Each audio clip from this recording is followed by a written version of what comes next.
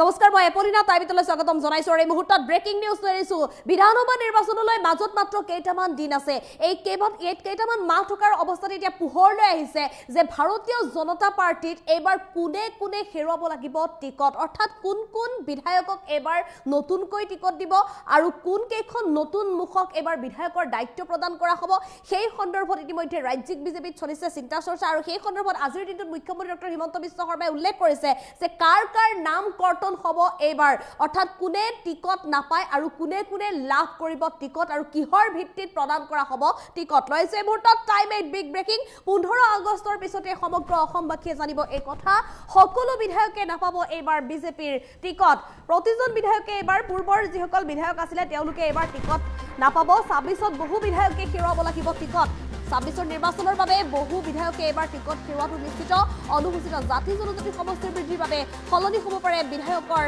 মুখ আৰু এইবাৰ দেখিবলৈ পাব কেইবাখনো নতুন মুখ অৰ্থাৎ কেইবাজনো নতুন বিধায়কৰ এবাৰ টিকট দিবলৈ সাজু হৈছে সমষ্টি পুনৰ নিৰ্ধাৰণৰ ফলত নাইকিয়া হ'ল বহু সমষ্টি আৰু সমষ্টি পুনৰ নিৰ্ধাৰণৰ ফলত ৰাজ্যিক বিজেপি দিব বহু কেইখন নতুন মুখ আজিৰ দিনটোত ৰাজ্যৰ মুখ্যমন্ত্ৰী ডক্টৰ হিমন্ত বিশ্ব শৰ্মাই কৰিছে বৃহৎ ঘোষণা 15 আগষ্টৰ পিছতে বিজেপিয়ে থিৰাং কৰিব সিদ্ধান্ত সমষ্টিত আঁচনি কিদৰে ৰূপায়ণ কৰিছে সেয়া হ'ব লক্ষণীয় অৰ্থাৎ আঁচনিৰ ওপৰত চৰকাৰী আঁচনিৰ ওপৰত ভিত্তি কৰিয়েই এবাৰ টিকট প্ৰদান কৰিব বিজেপিৰ টিকট কোনে লাভ কৰিব চৰকাৰী আঁচনিৰ ওপৰতহে নিৰ্ভৰ কৰিব সকলো বিধায়কে এবাৰ বিজেপিৰ টিকট নাপায় সেয়া নিশ্চিত হৈ পৰিছে ৰাজ্যৰ মুখ্যমন্ত্ৰী ডক্টৰ হিমন্ত বিশ্ব শৰ্মাই বৃহৎ মন্তব্য কৰিছে এতিয়া বিধানসভা নিৰ্বাচনক লৈ আমি পুনৰ জনাইছো ডাঙৰ খবৰ সমগ্ৰ ৰাজ্যবাসীৰ মাজত চিন্তা চৰ্চা চলি আছে আৰু শেহতীয়াকৈ ৰাজ্যিক বিজেপিৰ সভাপতি দিলীপ শইকীয়াই ইতিমধ্যে এই সন্দৰ্ভত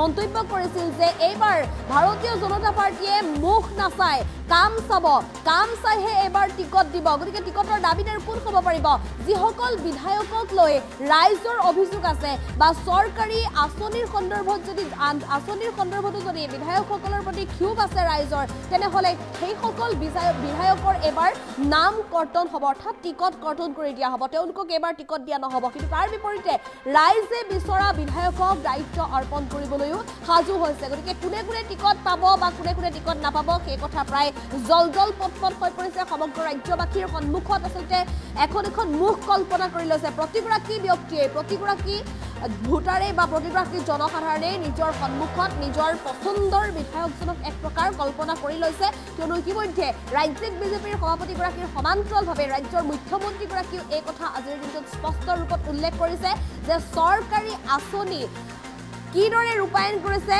বা কিদৰে জনসাধাৰণৰ মাজত এৰি দিছে তাৰ ওপৰত নিৰ্ভৰ কৰি এইবাৰ বিধায়কক দায়িত্ব দিয়া হ'ব সকলো বিধায়কে নাপায় এবাৰ বিজেপিৰ টিকট নতুনকৈ কেইবাখনো মুখ দেখিবলৈ পোৱা যাব 26ৰ বিধানসভা নিৰ্বাচনত 15 আগষ্টৰ পিছতে বিজেপিয়ে থিৰাং কৰিব সিদ্ধান্ত বিজেপিয়ে তালিকা 15 আগষ্টৰ পিছতে প্ৰকাশ কৰিব সমষ্টিত আঁচনি কিদৰে ৰূপায়ণ কৰিছে সেয়া আটাইতকৈ লক্ষণীয় হ'ব মুখ্যমন্ত্ৰী ডক্টৰ হিমন্ত বিশ্ব শৰ্মাই 26ৰ বিধানসভা নিৰ্বাচনত বিধায়কৰ টিকট সন্দৰ্ভত কৰিছে ডাঙৰ মন্তব্য মুখ্যমন্ত্ৰী ডক্টৰ হিমন্ত বিশ্ব শৰ্মাৰ মন্তব্য আছে আমাৰ হাতত আমি সেই মন্তব্য আগবঢ়াবলৈ চেষ্টা কৰিম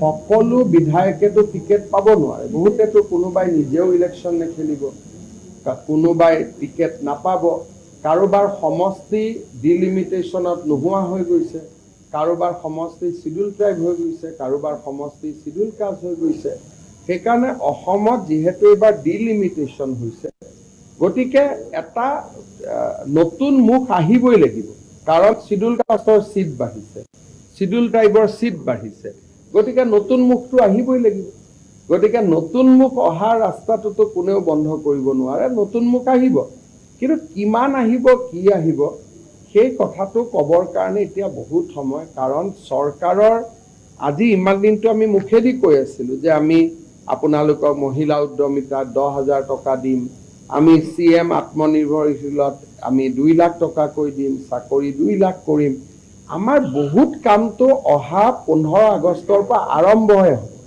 গতিকে কোন এতিয়া এই আঁচনিবোৰ যোৱাৰ পিছতহে এজন MLA আমি এসেস কৰিব পাৰিম যে MLA জনৰ পজিশন ভাল নে বেয়া আজি যদি এজন MLA 10% পজিশন বেয়াও তেওঁৰ সমষ্টিত 32,000 পৰিয়ালে অৰুণোদয় পাব।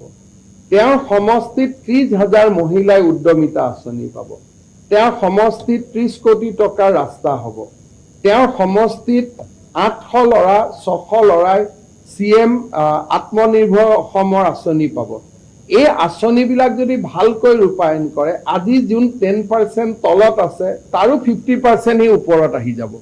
সেইকাৰণে বিজেপিৰ টিকেট কোনে পাব কোনে নাপাব চৰকাৰী আঁচনিখিনিৰ সফল প্ৰয়োগৰ ওপৰতে নিৰ্ভৰ কৰিব। সকলো বিধায়কেতো টিকেট পাব নোৱাৰে। বহুতেতো কোনোবাই নিজেও ইলেকশ্যন নেখেলিব, কোনোবাই টিকেট নাপাব, কাৰোবাৰ সমষ্টি ডিলিমিটেশ্যনত নোহোৱা হৈ গৈছে, কাৰোবাৰ সমষ্টি শিডিউল ট্ৰাইব হৈ গৈছে, কাৰোবাৰ সমষ্টি শিডিউল কাষ্ট হৈ গৈছে। সেইকাৰণে অসমত যিহেতু এইবাৰ ডিলিমিটেশ্যন হৈছে, গতিকে এটা নতুন মুখ আহিবই লাগিব।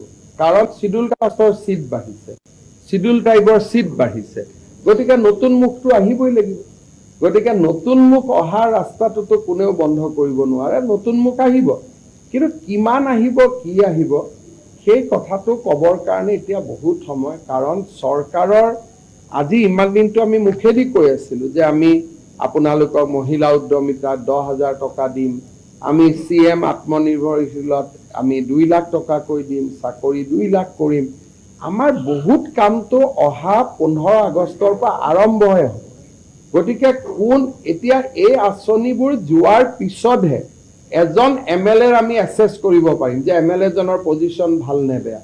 আজি যদি এজন MLA 10% পজিশ্যন বেয়াও, তেওঁৰ সমষ্টিত 32,000 পৰিয়ালে অৰুণোদয় পাব। তেওঁৰ সমষ্টিত 30,000 মহিলাই উদ্যমিতা আঁচনি পাব। তেওঁৰ সমষ্টিত 30 কোটি টকাৰ ৰাস্তা হ'ব। তেওঁৰ সমষ্টিত 800 ল'ৰা 600 ল'ৰাই CM আত্মনিৰ্ভৰ অসমৰ আঁচনি পাব। এই আঁচনিবিলাক যদি ভালকৈ ৰূপায়ণ কৰে, আজি যোন 10% তলত আছে তাৰো 50% ওপৰত আহি যাব। সেইকাৰণে বিজেপিৰ টিকেট কোনে পাব কোনে নাপাব চৰকাৰী আঁচনিখিনিৰ সফল প্ৰয়োগৰ ওপৰতে নিৰ্ভৰ কৰিব। সকলো বিধায়কেতো টিকেট পাব নোৱাৰে। বহুতেতো কোনোবাই নিজেও ইলেকশ্যন নেখেলিব, কোনোবাই টিকেট নাপাব, কাৰোবাৰ সমষ্টি ডিলিমিটেশ্যনত নোহোৱা হৈ গৈছে, কাৰোবাৰ সমষ্টি শিডিউল ট্ৰাইব হৈ গৈছে, কাৰোবাৰ সমষ্টি শিডিউল কাষ্ট হৈ গৈছে। সেইকাৰণে অসমত যিহেতু এইবাৰ ডিলিমিটেশ্যন হৈছে, গতিকে এটা নতুন মুখ আহিবই লাগিব। কাৰণ শিডিউল কাষ্টৰ চিট বাঢ়িছে, শিডিউল ট্ৰাইবৰ চিট বাঢ়িছে, গতিকে নতুন মুখটো আহিবই লাগিব। গতিকে নতুন মুখ অহাৰ ৰাস্তাটোতো কোনেও বন্ধ কৰিব নোৱাৰে, নতুন মুখ আহিব।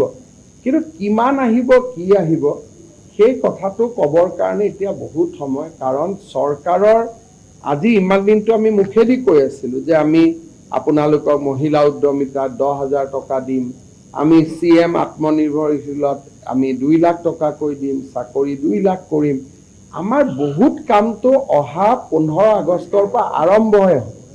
গতিকে এতিয়া এই আঁচনিবোৰ যোৱাৰ পিছতহে এজন MLA আমি এছেছ কৰিব পাৰিম যে MLA জনৰ পজিশ্যন ভাল নে বেয়া। আজি যদি এজন MLA 10% পজিশ্যন বেয়াও, তেওঁৰ সমষ্টিত 32,000 পৰিয়ালে অৰুণোদয় পাব। তেওঁৰ সমষ্টিত 30,000 মহিলাই উদ্যমিতা আঁচনি পাব। তেওঁৰ সমষ্টিত 30 কোটি টকাৰ ৰাস্তা হ'ব। তেওঁৰ সমষ্টিত 800 ল'ৰা 600 ল'ৰাই CM আত্মনিৰ্ভৰ অসমৰ আঁচনি পাব। এই আঁচনিবিলাক যদি ভালকৈ ৰূপায়ণ কৰে, আজি যোন 10% তলত আছে তাৰো 50% ওপৰত আহি যাব। সেইকাৰণে বিজেপিৰ টিকেট কোনে পাব কোনে নাপাব চৰকাৰী আঁচনিখিনিৰ সফল প্ৰয়োগৰ ওপৰতে নিৰ্ভৰ কৰিব। সকলো বিধায়কেতো টিকেট পাব নোৱাৰে। বহুতেতো